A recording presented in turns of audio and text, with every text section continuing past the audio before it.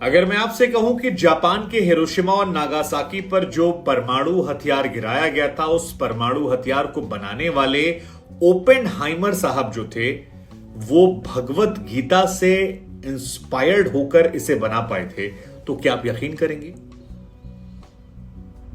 Oppenheimer वो scientist जो इस बात को लेकर डर रहे थे कि अगर ये एटॉमिक बम बन गया तो फिर दुनिया पहले जैसी कभी नहीं रहेगी, और इसीलिए इसको बनाने से वो बार बार बच रहे थे। उनकी आत्मा उन्हें वो ताकत नहीं दे रही थी, वो शक्ति नहीं दे रही थी कि वो इस पर आगे काम कर सके।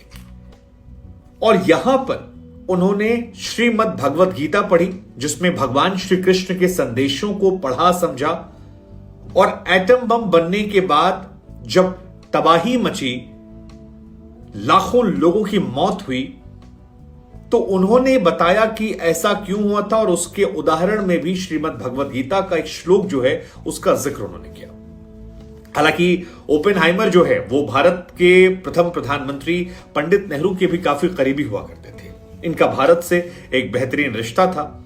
मशहूर थ्योरेटिकल फिजिस्ट इनका नाम था जे रॉबर्ट ओपेनहाइमर, और इनका जिक्र इसलिए कर रहे हैं क्योंकि इनके ऊपर हॉलीवुड में एक फिल्म आने वाली है, क्रिस्टोफर नोलन बना रहे हैं, और इस फिल्म को बहुत ही जल्द हम लोग बड़े पर्दे पर देखने वाले हैं। इस फिल्म का नाम जो है वो ओपेनहाइमर है, और इसका ट्रेलर जो है वो लॉन्च कर दिया गया है। परमाणु बम का आविष्कार करने वाले की कहानी जो है बहुत ही जल्द बिग स्क्रीन पर आपको नजर आएगी, और ये पूरी कहानी जो है ये क्रिस्टोफर नोलन, जो कि हॉलीवुड के जाने माने प्रोड्यूसर हैं, उन्होंने बनाया है। इस फिल्म के ट्रेलर को देखने के बाद इसको लेकर चर्चाएं बहुत ज्यादा तेज हैं। हिरोशिमा नागासाकी पर जिस तरीके से परमाणु बम गिराया गया था, उसे मशहूर अमेरिकी साइंटिस्ट जे रॉबर्ट ओपेनहाइमर ने बनाया था, और उन्हीं की कहानी को बड़े पर्दे पर दर्शाने की जब बात आई तो भारत में इसकी चर्चा तेज हो गई, और भारत से जुड़े उनकी जो प्रसंग थे वो भी दुनिया के सामने आने लगे।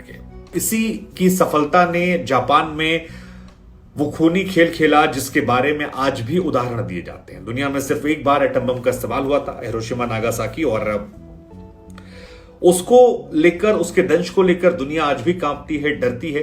हजारों लोग मारे गए थे। सेकेंड वर्ल्ड वॉर में इसका असर ऐसा था कि वो जापान जो अमेरिका पर जीत हासिल करता नजर आ रहा था, वो सरेंडर करता है और वर्ल्ड वॉर रुक जाता है। ओपेनहाइमर जो है अपनी तुलना अर्जुन से करते थे। श्रीमद् भगवत गीता का वो कई बार जिक्र करते नजर आए दुनिया में। ओपेनहाइमर के गीता कनेक्शन को लेकर अक्सर बातें होती हैं, वो इसका अक्सर जिक्र करते थे। उन्होंने बताया कि जब ये बम बनने वाला था और अपनी अंतरात्मा से वो लड़ाई लड़ रहे थे, तो फिर वो गीता की शरण में जाया करते थे। गीता की शरण में जाकर वो अपने अंदर से सवाल पूछते थे, क्या ये सही है, क्या ये गलत है।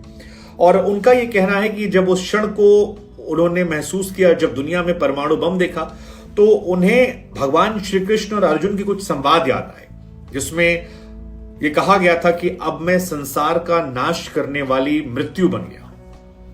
कई बार वो अपनी तुलना जो है वो भी अर्जुन से किया करते थे, और उन्होंने ही इस बात का जिक्र किया। बाद में उनके ऊपर जब किताबें छपी, तमाम आर्टिकल्स आए, तो इतिहासकार थे जेम्स हेजिया, उन्होंने भी बताया कि गीता से इन्होंने अपने को काफी रिलेट किया था। इसे उन्होंने संस्कृत में पढ़ा।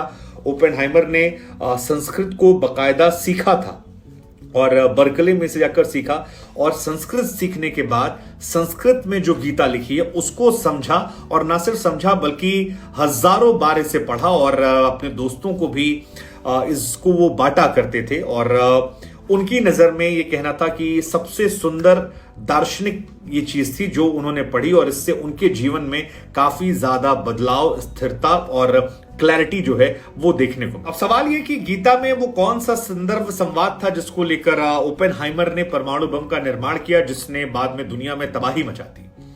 तो ओपेनहाइमर जो है वो उसका जिक्र करते हैं कृष्ण और अर्जुन के साथ संवाद को लेकर, जिसमें अर्जुन हिचकिचा रहे थे अपनों पर तीर चलाने के लिए, उनका वध करने के लिए, लेकिन फिर उन्हें कृष्ण ने समझाया कि देखो अर्जुन, योद्धा का धर्म जो है वो युद्ध लड़ना है, और कई बार बड़ी चीजें बचाने के लिए कुछ छोटे नुकसान सहने पड़ते हैं। जिस तरह अर्जुन को धर्म ने उसे घातक धनुष के जरिए अपनों पर और अपने रिश्तेदारों पर निशाना साधने के लिए कहा गया था, वैसे ही इनका यह मानना था ओपेनहाइमर साहब का कि गीता ने उन्हें यह समझाया कि अगर अमेरिका को बचाना है, अगर विश्व युद्ध को खत्म करना है, तो उन्हें भी अर्जुन की तरह अपनों पर तीर चलाने पड़ेंगे।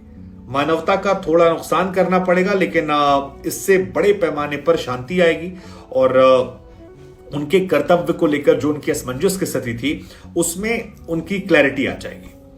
हालांकि यह भी बड़ा दिलचस्प है कि बम बनाने और इसके परिणामों के बाद उन्हें लगा कि उनके हाथों में खून आ गया है और बाद में ओपेनहाइमर साहब जो हैं वो अपने ही बनाए परमाणु हथियारों के कट्टर आलोचक बन गए। कई दस्तावेजों में ऐसा पता लगता है कि उन्होंने इसके खुलकर मुखालफत की थी और यह माना कि यह दुनिया के लिए अच्छा नहीं है, इसे रोक देना चाहिए वरना दुनिया तबाह। ओपेनहाइमर साहब ने बाद में एक संदेश भी इंडिया में जब बातचीत उनकी पंडित नेहरू से हो रही थी तो उसका जिक्र किया था, जहां पर लिखा कि एटम बम पर सबसे भयानक और घातक प्रकृति काम किया जा रहा है। जानबूझकर अमेरिका कदम दर कदम विनाश की तरफ बढ़ रहा है। इस उद्देश्य से अधिक दुनिया को नुकसान होगा, शांति कम आएगी। तमाम तरह का थ्योरियम जो है अमेरिका जमा कर जाता है और ओपेनहाइमर को यह विश्वास था कि बहुत ही जल्द ब्रिटेन के माध्यम से भारत के लिए दृष्टिकोण बन जाएगा। थ्योरियम का इस्तेमाल करने वाला यह तर्क होगा कि यह मानवीय उद्देश्यों के लिए है। लेकिन पंडित नेहरू को लेकर भी कहा था कि पंडित नेहरू को इन जनाब पर बड़ा भरोसा था और पंडित नेहरू सार्वजनिक रूप से कई बार इनको लेकर कह चुके थे। ओपेनहाइमर पंडित नेहरू से मुलाकात भी करते थे, उनके दोस्त भी थे, कई मंचों पर दोनों ने साथ भी दिया। लेकिन फिलहाल ओपेनहाइमर जो है इस युद्ध के बाद एक सेलिब्रिटी बन गए थे। ओपेनहाइमर एक सेलिब्रिटी वैज्ञानिक थे, कई सारी पत्रिकाओं ने उन्हें कवर पेज पे डाला।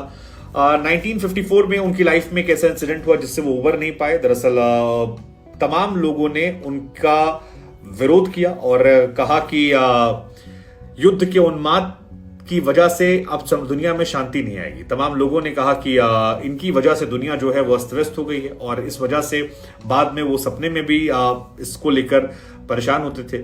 लेकिन फिलहाल गीता से इसका लिंक होना, गीता से जुड़ाव होना, इसे आप कैसे देखते हैं जो गीता से इन्होंने अपने आप को समझाया? और क्या इस फिल्म को आप देखने जाएंगे? आप एक्साइटेड हैं?